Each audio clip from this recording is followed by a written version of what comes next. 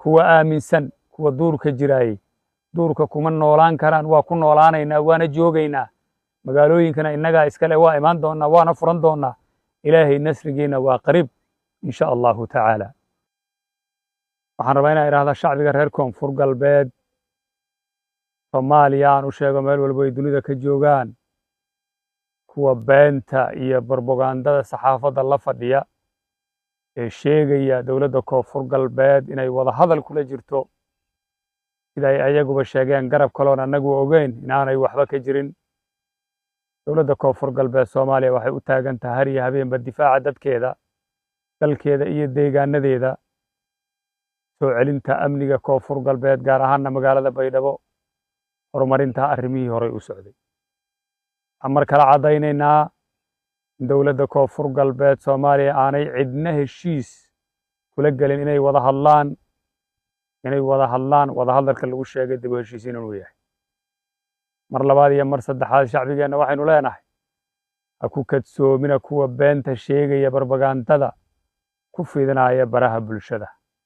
ku kalsoonada dowladdiinna ku kalsoonaada ciidankiinna ilaahay idinkiina waana guulaysan doontaan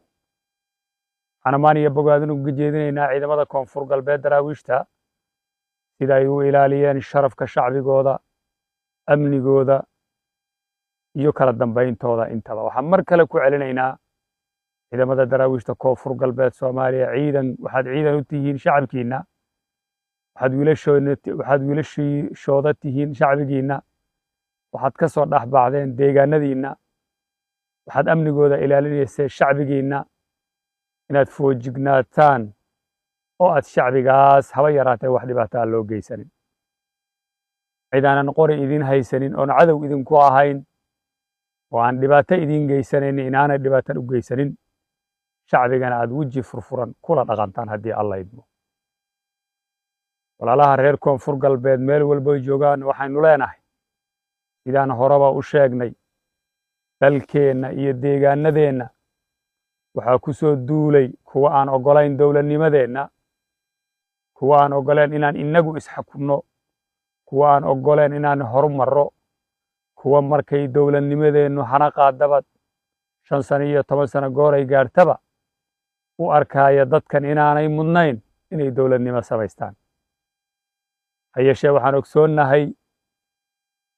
dhib kastoo loo geysanaya reer koonfur galbeed waxaa qayb ka ah kuwa reer koonfur galbeed ah oo muraayadda ay wax ku arkayaan ay tahay mid fogaan arag aanay ahayn oo meel dhow ay wax ka arkayso waxaan duurkan ugu jirroon